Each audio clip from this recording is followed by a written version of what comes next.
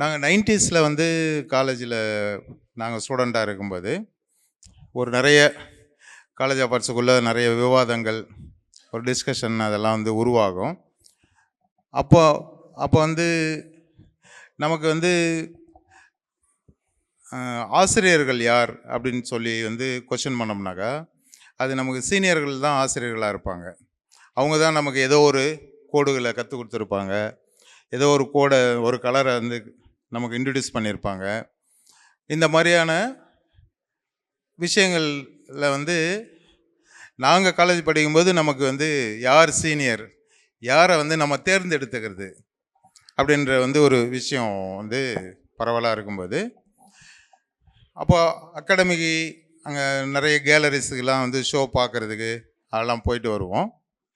அப்படி வந்து போகும்போது எங்கள் அகாடமி நாங்கள் அடிக்கடி வர ஒரு ஸ்பேஸாக அது இருந்தது. அந்த டைமில் வந்து எங்களுக்கு சொல்லப்பட்டது என்னன்னாக்கா, நம்ம சீனியர்ஸ் கொஞ்சம் பேர் அகாடமியில் ஒர்க் பண்ணிட்டு இருக்காங்க, அவங்கள பாருங்க, அவங்க கூட பேசுங்க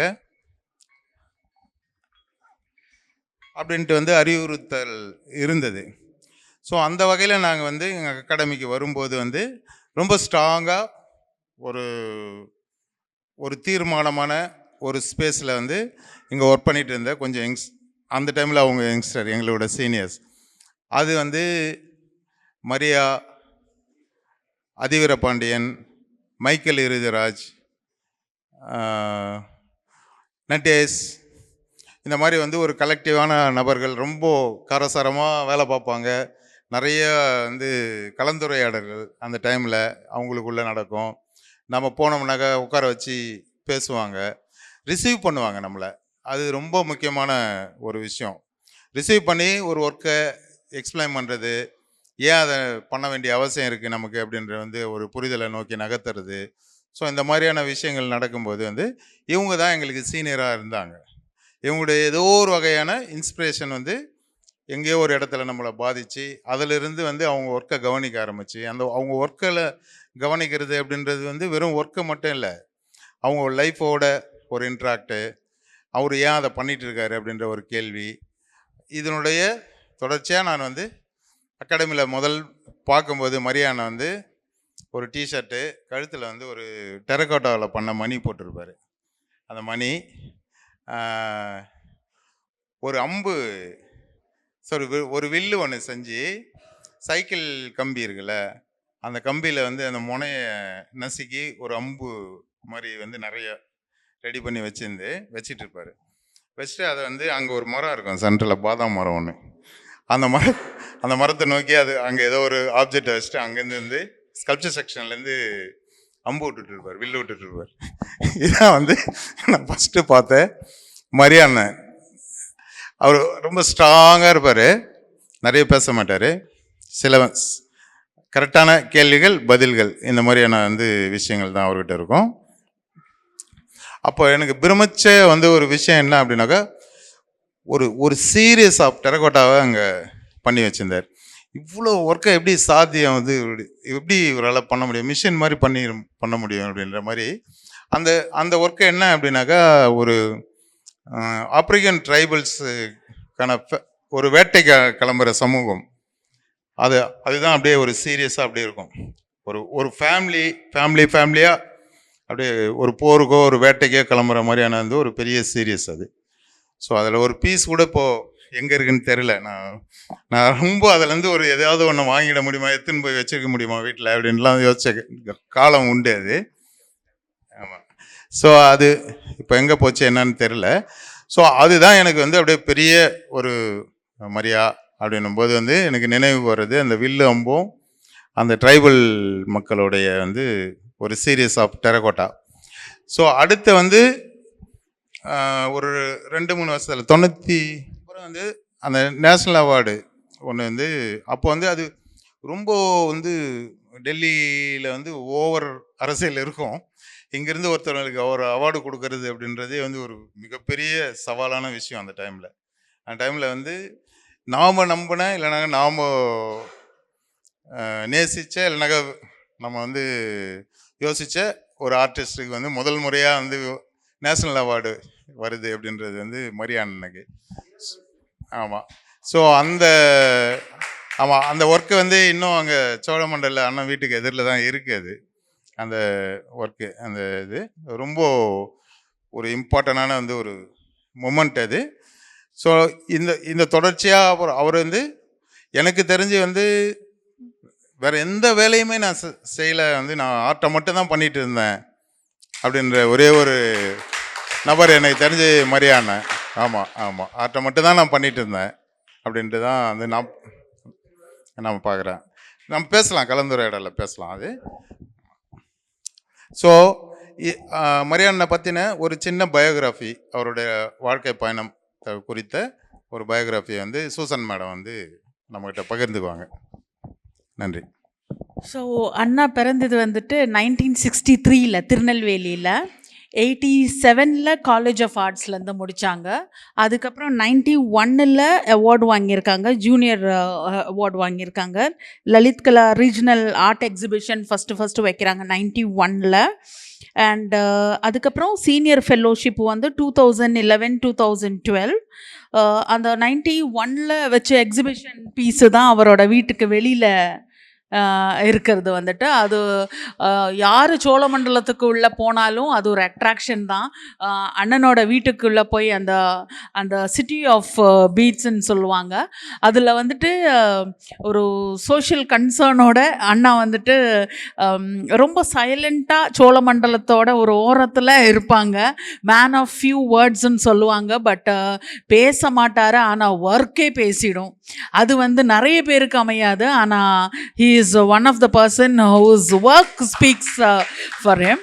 அவரோட கேரக்டருக்கு ஏற்ற மாதிரி அவரோட ஒர்க்ஸும் இருக்கும். நிறைய மெட்டீரியல்ஸில் அண்ணா யூஸ் பண்ணியிருப்பாங்க. எல்லாருமே அந்த செக்ஷன் பார்த்துருப்பீங்க. இப்போது அது மட்டும் இல்லை, ஏகப்பட்ட ஒர்க்ஸ் அவர் பண்ணியிருக்காங்க. சோழமண்டலத்துக்குள்ளே போகிறதுக்கு முன்னாடி பாலவாக்கத்தில் கொஞ்ச நாள் ஸ்டுடியோ இருந்தாங்க.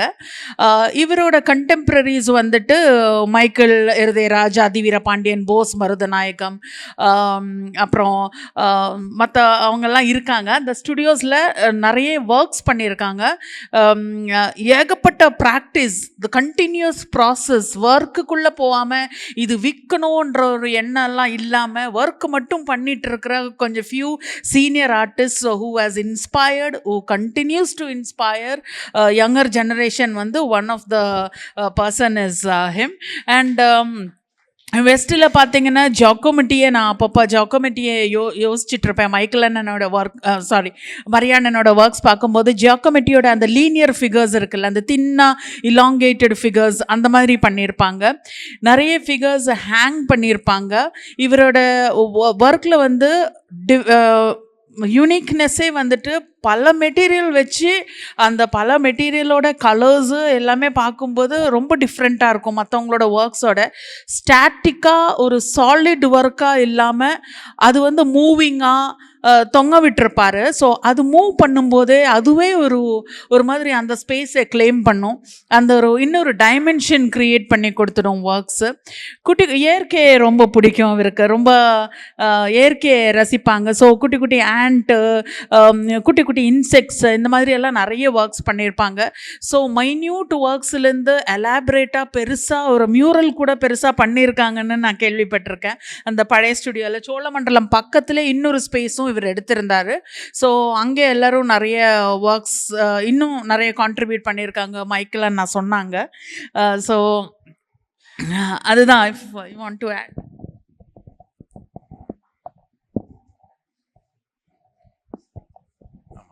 பேசுகிறாரா? இல்லை, தொடர்ச்சியாக வந்து நம்ம வந்து ஒரு ஒரு ஓவியரை வந்து நம்ம ஏன் கொண்டாட வேண்டிய அவசியம் இருக்குது அப்படின்றதுக்குள்ளே நம்ம வந்தோம்னாக்கா, அவர் பயங்கரமாக படம் வரைஞ்சார், இல்லைனாக்கா ஒரு பயங்கரமான வந்து இந்த சமூகத்துக்கு வந்து செஞ்சிட்டாரு இப்படின்ற நிறைய விஷயங்களை நாம் வந்து சொல்லலாம். ஆனால் வந்து அவரும் அவருடைய ஆர்ட்டும் என்ன விசாரணையை கொண்டு இருந்தது, அது எதை நோக்கி நகர்ந்தது, அதுவும் அவரும் அந்த ஆர்டிஸ்ட்டும் சக ஓவியர்களும் இல்லைனாக்கா அந்த டைமில் என்ன பண்ணாங்க, அது அது ஒரு கன்சர்ன் ஆஃப் டைம். அந்த டைமுக்குள்ளே ஒரு அந்த பீரியடில் வந்து ஒரு ஒரு காலேஜ் ஆஃப் ஆர்ட்ஸை தாண்டி இல்லைனா ஒரு அகாடமி தாண்டி இல்லைனா ஒரு கேலரி தாண்டி ஒரு கண்டினியூவாக வந்து ஒரு ப்ராக்டிஸுக்குள்ளே வந்து தன்னை ஒப்படைச்சி இயங்கிறது ஒன்று இருக்கு இல்லைங்களா. அந்த இயங்கிறதுக்கான ஒரு வேல்யூ பாயிண்ட்டை தான் நம்ம வந்து ஒரு ஆர்டிஸ்ட்டை கொண்டாட வேண்டிய ஒரு தருணமாக நான் பார்க்குறேன். அந்த தருணத்தை நிறைய பேர் வந்து உணர்ந்திருப்பாங்க, நிறைய பேர் நம்ம கூடயே இருப்பாங்க. அப்படின்ற அந்த ட்ராவலில் இருந்து நம்ம வந்து மரியா அப்படின்ற ஒரு ஆர்டிஸ்ட்டை வந்து நம்ம வந்து தேர்ந்தெடுத்துக்கிறோம். தேர்ந்தெடுக்கிறதுக்கான ரீசன் வந்து பலதாக இருக்கலாம். ஆனால் ஒரே ஒரு சின்ன புள்ளி அங்கேருந்து அது நகருது, அங்கேருந்து அது கிளை விடுது அப்படின்ற இடத்துலேருந்து திரும்பி அந்த புள்ளியிலேருந்து திரும்பி நம்ம வந்து அந்த கிளையோட உச்சி வரைக்குமான வந்து ஒரு ட்ராவல், அது மேலே நம்ம நின்று இல்லைனாக்கா அதோட ஒரு தரிசனம் அப்படின்ற ஒரு மனநிலையை கொண்ட ஒரு தருணம். அது வந்து நம்ம வந்து எக்ஸ்பிளைன் பண்ண முடியாது. ஆனால் வந்து ஏதோ ஒரு வகையில் எங்கேயோ ஒரு இடத்துல வந்து ஒரு ஒர்க்கில் கரைஞ்சி போகிற ஒரு தருணத்தை வந்து நமக்கு கொடுத்த அந்த கணத்துக்காக தான் வந்து நம்ம அந்த ஸ்பேஸை நம்ம வேல்யூ பண்ண வேண்டிய அவசியம் இருக்குது திரும்பி. முக்கியமான விஷயம் வந்து மரியாதை சில வார்த்தைகள் பேசுவார்னு நினைக்கிறேன் நம்ம கூட. அது பேசினாக்கா வந்து மகிழ்ச்சியாக இருக்கும்னு நினைக்கிறேன். சிட்டி ஆஃப் பீச் வந்து பண்ணது, நேஷ்னல் அவார்டு வாங்கினது. அது வந்து சிட்டி வந்து விரிவடைஞ்சிட்டே போகுது. அதை குத்தியான இது கட்டடங்கள் இது எல்லாமே பெரிய போயிட்டே இருக்கு. அந்த இடிபாடுக்கிடையே நம்மளுடைய லிவிங் லைஃப் ஸ்டைலும் ஆகிட்டே இருக்குது. கடைசியாக நம்மளுடைய இதுக்கும் மனிதனுடைய இதுவும் மதிப்பு இல்லாமல் போகுது. அவங்களுடைய ட்ராவலே வந்து வேறு இதை நோக்கி இருக்கு. சென்ஸ் என்னன்னா, அது கலைக்கு உண்டான ஒரு பயணத்தை விட கலையை வந்து வேற விதமான நம்ம யூஸ் பண்ணிக்கிற மெத்தேடு வியாபார ரீதியாவோ சந்தை ரீதியாகவோ அதை வந்து நம்ம வந்து பயன்படுத்திக்கிறோம். அது எவ்வளோ தூரம் வந்து உண்மையாக வெளிப்படையாக இருக்கும் சொல்ல முடியாது. ஏன்னா அதில் வந்து எதையுமே வந்து நம்ம எதிர்பார்க்க முடியாது. அதில் ஒன்லி வந்து நம்ம அதை வந்து மணியை மட்டும்தான் எதிர்பார்க்க முடியும். மணியை வந்து யார் வேணாலும் சம்பாதிக்கலாம். மளிகை கடைக்காரர் வந்து யார் வேணாலும் ஈஸியாக இப்போ பாருங்க மளிகை கடை நல்லா சம்பாதிக்கிறாங்க ஆர்டிஸ்டோட. அது மாதிரி தான் ஒர்க் ஆஃப் ஆர்ட் அப்படி இல்லை. அது தனிப்பட்ட முறையில் அது அவங்களுடைய சொந்த விருப்பு வெறுப்பை பொறுத்து, ஆர்டிஸ்டோட விருப்பு வெறுப்பை பொறுத்து அமையுது. அதில் வந்து நஷ்டமோ லாபமோ கிடையாது.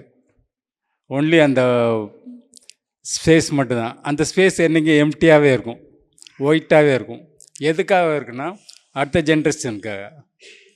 அந்த பேப்பர் ஒயிட் பேப்பர் அவங்க வந்து அவங்க பதிவுகளை பதிவு பண்ணுறதுக்கு அது எந்த லெவலில் இருக்குதோ அதை அடுத்த லெவலுக்கு கொண்டு போகிறது. என்று புதியது கலை புதியது புனிதமானது.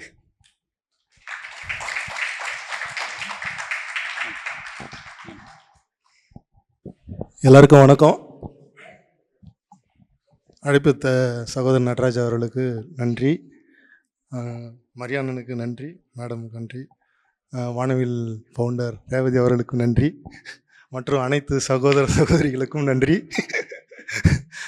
எனக்கு வந்து அகாடமி வந்து 97லேருந்து பரிச்சயம். 95லேருந்து இங்கே வந்துட்டு இருக்கேன். 97 தான் நான் காலேஜ் ஆஃப் ஆர்ட்ஸ் முடித்தேன். முடிச்சுட்டு 5 இயர்ஸ் இங்கே காலேஜ் ஆஃப் ஆர்ட்ஸ் இங்கே ஒர்க் பண்ணியிருக்கேன். செராமிக் டிபார்ட்மெண்ட்டில் வந்து ஒர்க் பண்ணியிருக்கேன். டெரக்கோட்டாலாம் நான் வந்து நுழையும் போது அப்போ வந்து நான் பார்த்த ஒர்க்கு வந்து அண்ணன் ஒர்க்கு தான், மரியாதை ஒர்க்கு தான் எனக்கு ரொம்ப பயங்கர இன்ஸ்பிரேஷனாக இருந்தது. அப்போ வந்து டெரக்கோட்டா பார்த்திங்கன்னா முழுமையாக பண்ண முடியாது. டெரக்கோட்டா பண்ணுறவங்களுக்கு தெரியும் அந்த டெரக்கோட்டா வந்து ஃபுல்ஃபில்லாக கிராக் இல்லாமல் எப்படி அழகாக பண்ணுறதுன்னு. அப்போ வந்து ஒரு ட்ரைபு ஃபார்மில் வந்து அண்ணன் வந்து ஒரு 10 ஒர்க்கு பண்ணியிருப்பார் இங்கே இருந்தது. அப்போ அந்த 10 ஒர்க்கு பார்த்திங்கன்னா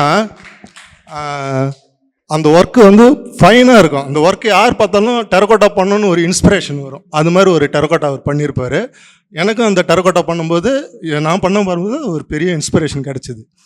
அதை வந்து அப்போ அந்த ஒர்க்கை வந்து கமலஹாசன் ஒய்ஃபை யாரோ ஒருத்தவங்க வாங்குறதுக்கு வந்தாங்க. கொடுக்கலன்னு சொல்லிட்டு கேள்விப்பட்டேன் அண்ணன். இல்லை அது இங்கேயே இருக்கட்டும், கொடுக்க மாட்டேன்னு சொல்லிட்டு. ஆனால் அது கொடுத்துருந்தாருன்னா எங்களை மாதிரி ஆளுங்க இன்னும் நிறையா வந்து அந்த டெரகோட்டாவை பார்த்து இன்ஸ்பயர் ஆகிருக்க மாட்டோம். ஆனால் ரொம்ப கிரேட்ண்ணா நீங்கள் கொடுக்காதது. அது ரொம்ப நாங்கள் கிளாட் பண்ணுறோம். ஆச்சுங்களா? அந்த ஒர்க்கு என்ன ஆச்சுன்னா, இங்கே ஒரு அந்த பாலிடிக்ஸ்லாம் பேசக்கூடாது, இருந்தாலும் சொல்கிறேன். ஒரு டெரகோட்டா, அந்த டெரகோட்டாவில் ஒரு நாள் வந்தால் கால் இருக்காது, ஒரு நாள் வந்தால் கை இருக்காது, திடீர்னு பார்த்தா தலை இருக்காது, அப்புறம் அந்த டெரகோட்டாவே இருக்காது. அது மாதிரி ஒரு சூப்பராக அந்த மணலில் பரப்பி ஒரு 15 ஒர்க்கு இருக்கும். ஒரு ஹியூமனும் ஒரு 3 ஃபீட்டில். யோசிச்சு பாருங்களேன், எவ்வளோ இமேஜின் அழகாக பண்ணியிருப்பார். ஒன்று ஒன்றா காலி ஒரு ஆளை வந்து காலி பண்ணுறதுனா எப்படின்னா, இப்படி தான் வழித்து அப்படியே போடாமல் அப்படியே உடச்சி அதை தூக்கி அப்படி போட்டு இது பண்ணி அந்த இடமே அப்புறம் வந்து காணாமல் போயிடுச்சு. ஸோ அது மாதிரி வந்து அண்ணனுடைய ஒர்க்கு வந்து எங்களுக்கெல்லாம் ரொம்ப இன்ஸ்பிரேஷனாக இருந்தது.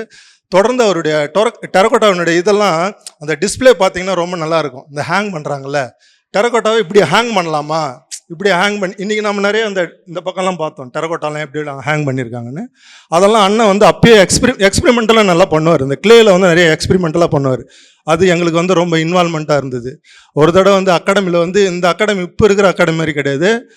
ராஜாராம் சார் இருக்கும்போது வந்து பார்த்திங்கன்னா 24 ஹவர்ஸ் ஒர்க் பண்ணலாம். ஆர்டிஸ்ட்டுக்கான ஒரு பெரிய பிளேஸாக இருந்தது. அதுக்கப்புறம் பழனி அப்பன்னு ஒரு சனியாக வந்தான். புரியுது, தப்பாக நினச்சிக்காதீங்க. அந்த ஆள் வந்து எதுவுமே இதாகலை. கரெக்டாக 3 மணி ஆனால் வெளியே போயிடணும், 4 மணி ஆனால் இதாகிடணும், இப்படியே தான் இது பண்ணுவோம். இதில் கையை வைக்கக்கூடாது, அதில் கையை வைக்கக்கூடாதுன்னு இப்படியே பண்ணுவார். இதெல்லாம் மீறியெல்லாம் நாங்கள் பயங்கரமாக ஃபைட் பண்ணுவோம். இங்கே வந்து சண்டை போட்டுக்கிட்டே தான் 5 வருஷம் ஒர்க் பண்ணிட்டு இருந்தோம். டைம் எங்களுக்கு கொடுக்க மாட்டாங்க. திடீர்னு வந்து ஃபயர் பண்ணுற ஃபயர் பண்ணால் எப்படி இருக்கும், டைம் போகும்ல, அதுக்கு டைம் கேட்டால் கொடுக்க மாட்டாங்க. நீ அவ்வளோதான் வச்சுட்டு போயினே இரு, எப்படியா வச்சுட்டு போக முடியும். அப்படியெல்லாம் நாங்கள் ஃபைட் பண்ணியிருக்கோம். இந்த அகாடமியில் வந்து நிறைய சண்டை போட்டிருக்கோம். நாங்கள் செக்ரட்டரியோட இந்த இன்ஸ்டியூஷனோட கையெழுத்தெல்லாம் போட்டு அவரை டோட்டலாக லக்னோவுக்கு மாற்றணும் நாங்கள். புரியுதுங்களா? ஏன்னா கிடையாது அந்த இதுக்கான. இதில் வந்து அண்ணன் என்ன பண்ணாருன்னா, அவருடைய ஒர்க்கு வந்து ஒரு பட்டாம்பூச்சி, நிறையா பட்டாம்பூச்சி இருக்கும். அந்த மெட்டல் ஒர்க்கு கரெக்டுண்ணா, அந்த மெட்டல் ஒர்க்கு வந்து பட்டாம்பூச்சி எப்படி அந்த டிஸ்பிளே ரொம்ப அழகாக இருக்கும் பார்க்குறதுக்கே. அதை வந்து என்னன்னா அப்போது ஒரு பெரிய பாலிடிக்ஸ், அதை உடைக்கக்கூடாது, இதில் ஹேங் பண்ண முடியாது, ஆர்ட்டுக்கான இது வந்து எப்படி வேணாலும் இருக்கும். அப்புறம் அது உடச்சி வச்சு தான் ஆகணும்னு சொல்லிட்டு உடச்சி ஸ்க்ரூ பண்ணி அதை ஹேங் பண்ணார். அந்த ஒர்க் அந்த இருக்கிற இடத்துலையே பார்த்தீங்கன்னா அவருடைய ஒர்க்கு வந்து பார்த்தீங்கன்னா பிரமாதமாக இருந்தது.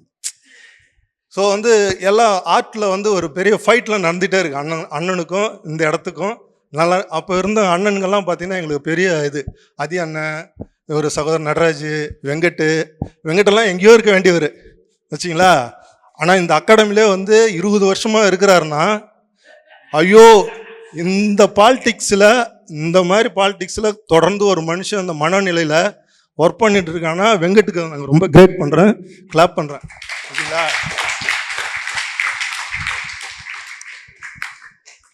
அப்படியெல்லாம் இருந்து தான் நாங்கள் வந்து வெளியே வந்தோம். அண்ணனுடைய இது வந்து ஒரு தடவையும் நாங்கள் பார்க்கும்போது ரொம்ப சந்தோஷமாக தான் இருக்கும். மறுபடியும் இதை வந்து வானம் வந்து எடுத்து சகோதரர்கள் எல்லாரையோடையும் ஒருமிச்சு இதை வந்து அவருக்கு வந்து பெரிய ஹானர் பண்ணிக்கிறது வந்து ரொம்ப தேங்க்ஸ்ஃபுல்லாக இருக்குது.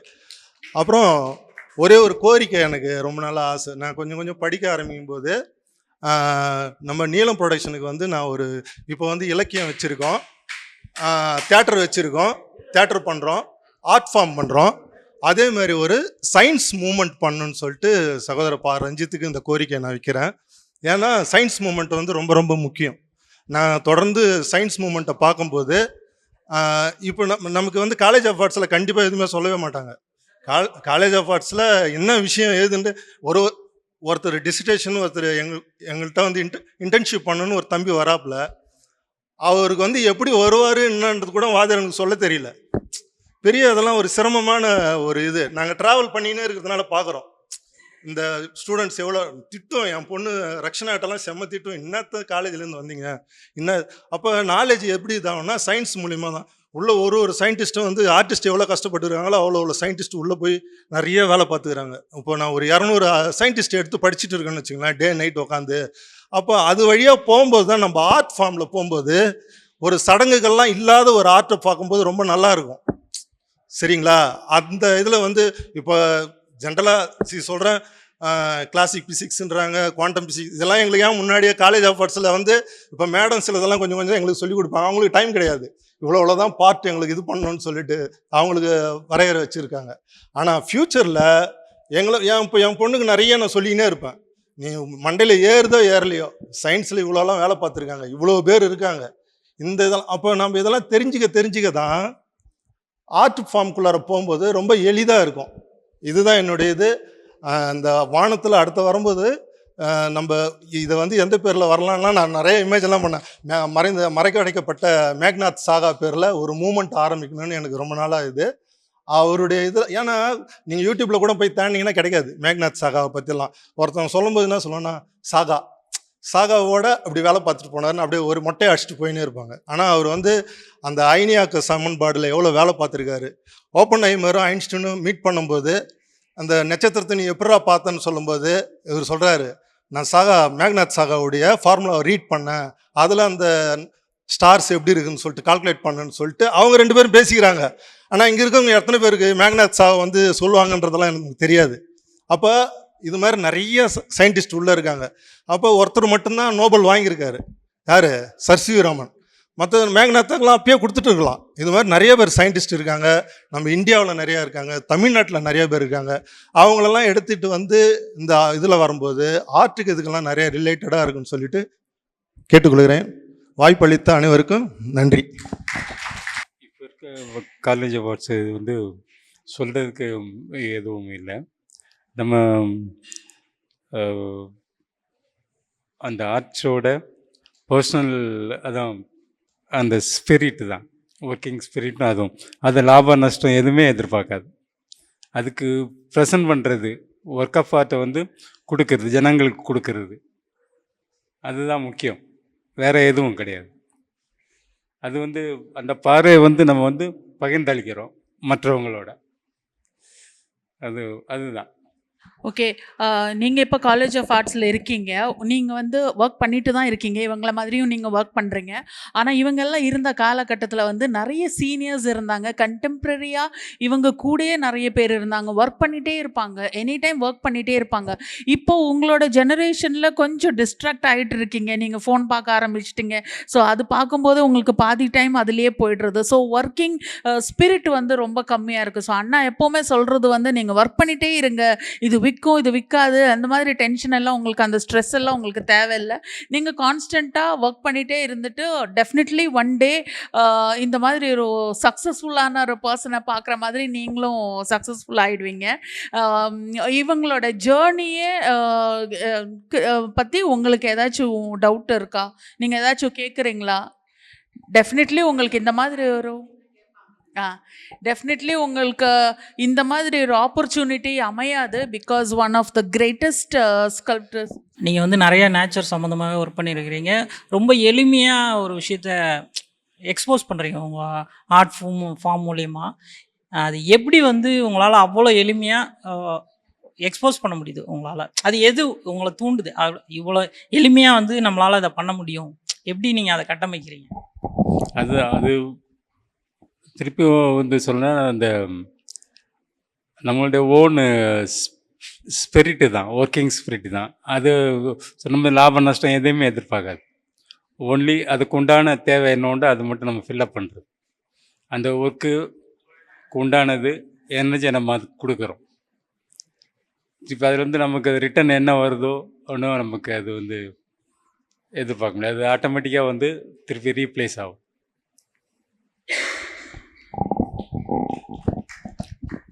ரொம்ப சென்சிட்டிவான பர்சன், ரொம்ப சைலண்ட், இன்ட்ரோவர்ட், ரொம்ப மைன்யூட் டீட்டெயில்ஸும் ஒர்க் பண்ணுவாங்க. இந்த மாதிரி நிறைய இவரை பற்றி நீங்கள் படிக்கலாம். தயங்காமல் கேளுங்க, உங்களுக்கு பயம் வேண்டாம், நம்ம மட்டும்தான் இருக்கோம். ஸோ நீங்கள் கேட்குறது தப்பாயிடுமான்ற அந்த இது தயக்கம் உங்களுக்கு வேண்டாம். நீங்கள் கேட்கலாம், தைரியமாக கேட்கலாம். அப்போ அவங்கக்கிட்டேருந்து ஒரு ஆன்சர் வரும். அது உங்களை ஏதோ ஒரு பாயிண்டில் உங்களை இப்போது எல்லா ஆர்டிஸ்ட்டுக்குமே வந்து ஒரு பேசிக்காக ஒரு ஒர்க்கோட ஏரியா ஸ்டார்ட் ஆகும்போது வந்து சூஸ் பண்ணி பண்ணுறது இல்லை. இதை தான் நான் பண்ண போகிறேன் இப்படி தான். ஆனால் நமக்கு ஆசையின் பேர்லேருந்து ஏதோ ஒரு இதுலேருந்து நம்ம வந்து அதை எடுத்துப்போம் நம்ம. இப்போ தூண்டுதல் பேரில். இப்போ நீங்கள் எப்படி நேச்சரை வந்து செலக்ட் பண்ணீங்க? நீங்கள் திருநெல்வேலி பேஸ்லேருந்து வந்ததுனால உங்களுக்கு அந்த இதுவா, இல்லை நீங்கள் என்வாயர்மெண்ட்டை வந்து அதிகமாக நேசித்ததுனால நீங்கள் அதை சூஸ் பண்ணீங்களா? அந்த ஒரு அடிஷனல் கொஸ்டின் இது பத்தி தொடர்பானது தான். ஸோ சத்தமா கேக்குதுன்னா அந்த முதல்ல நீங்க சிட்டிஸ் பத்தி பண்ண ஒர்க், அந்த அந்த ஒர்க்குக்கு ஒரு எனக்கு தோணுச்சு மாச்சு பிச்சு, இன்கா, நாகா அதெல்லாம் ஞாபகப்படுத்துற ஒரு தொன்மமான ஒரு தூண்டுதல் இருந்தது ஒன்று. பட் அதுல இருந்து நீங்க இந்த நேச்சர் எஸ்பெஷலி ஃப்ளைட் இருக்குல்ல, அது வந்து ரொம்ப ஸ்ட்ராங்கா நிறைய நாள் ஒர்க் பண்ணீங்க, வேற வேற மாதிரி ஒர்க் பண்ணியிருக்கீங்க. அப்புறம் இந்த ஒரு ஸ்டேபிளா இருக்கிறதுக்கும் முற்றிலும் சஸ்பெண்டடா இருக்கிறதுக்கும் நடுவுல ஒரு பெரிய ஸ்பேஸ் வந்து உங்களோட ஸ்பேஸா இருக்கு. அதுக்கும் அந்த தூண்டுதல் இது ரெண்டு வேறையா, இதுக்கு கனெக்ஷன் இருக்கா உங்க மைண்ட்ல? கனெக்ஷனும் அப்படி ஒன்றும் இல்லை. இப்போ அந்த ஸ்பேஸில் வானன்ற இதில் க்ளவுட்ஸு அந்த டர்க்கட்ட ஃபார்ம் வந்து அது ஒரே ஒரு ஃபார்ம் தான் பார்க்குறது. ஆனால் அந்த வானம் ஃபுல்லாக அந்த ஃபார்ம் பார்க்க முடியும் நான் பார்த்ததில்ல. அதுலேருந்து ஒரு பீஸ் மட்டும் தான் எடுத்து பண்ணது அந்த க்ளவுட்ஸ், அந்த ஸ்கல்ப்சர், டர்க்கோட்டா ஸ்கல்ப்சர். அது வந்து வித்தியாசமான ஒரு பதிவாக இருந்தது, எனக்கு இன்ஸ்பயர் ஆச்சு அது.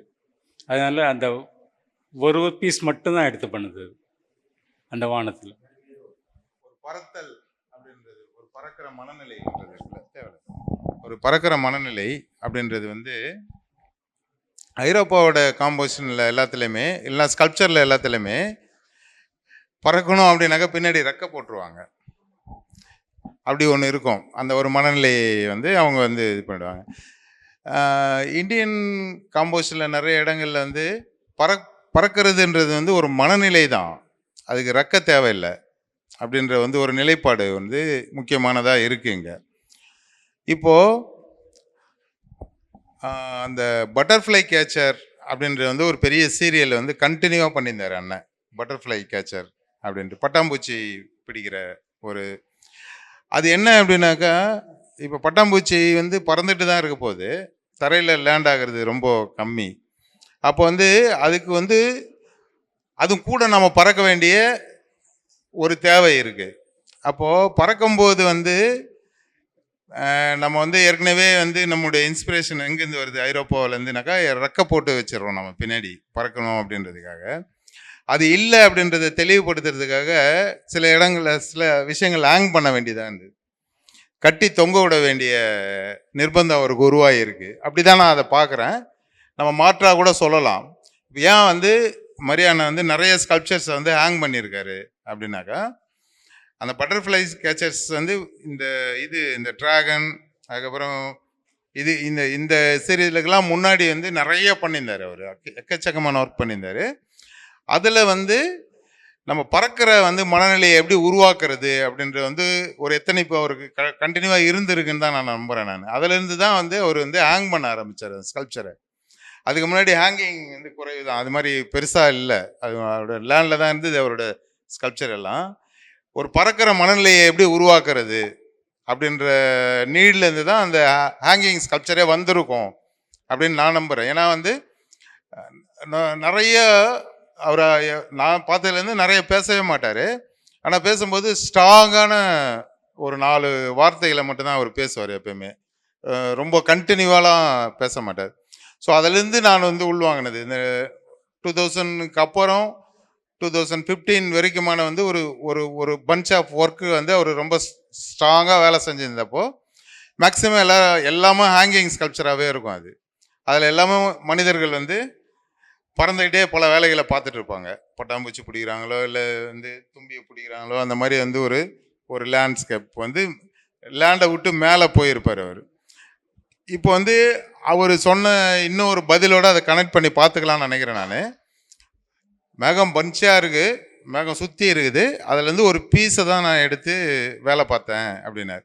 ஸோ நம்ம இந்த மனநிலைக்கும் பறக்கிற மனநிலைக்குமான வந்து ஒரு உறவை வந்து நம்ம வந்து ஃபிக்ஸ் பண்ணலாம் அப்படின்னு நினைக்கிறேன், அவரோட ஒர்க் ஆஃப் ஆர்ட்லேருந்து நம்ம தொடர்ந்து பார்த்ததுலேருந்து. ஸ்டூடெண்ட் ஒப்பீனியன் இருந்தால் கூட சொல்லுங்கள், கொஸ்டின்லாம் தேவையில்லை, இருந்தால் சொல்லுங்கள், இல்லை 6:30 ஆயிடுச்சு, நம்ம க்ளோஸ் பண்ணால் பண்ணிக்கலாம். ஆமாம், 2-3 அண்ணன் பெயிண்டிங் பண்ணியிருக்கீங்களா நீங்கள்? அவரோட சோழமண்டல் வீட்டில் வந்து நான் வந்து பெயிண்டிங் பார்த்துருக்கேன். ஆமாம், பெயிண்டிங் பண்ணியிருக்காரு. அது சம்மந்தமாக கொஞ்சம் ஏதாவது சொல்லுங்கண்ணா. அது கேன்வாஸ் பெயிண்டிங் பண்ணியிருக்கேன். பெருசு 3x4. அதுவும் ஒரு பேர்டு வந்து ஒரு இதை பிடிக்கிற மாதிரி பண்ணியிருக்கேன். ரவுண்டு இது சாப்பிட்ற மாதிரில அந்த ஆமாம். அதுவும் கீழே வந்து பேர்ட்ஸு நிறையா இருக்கும். அதாவது குட்டி குட்டி சின்ன குஞ்சுகள் இருக்கும். அதுக்கு உணவாக இருக்கிற மாதிரி, உணவு கொடுக்குற மாதிரி இருக்கும். அது அந்த மாதிரி பண்ணியிருக்கேன்.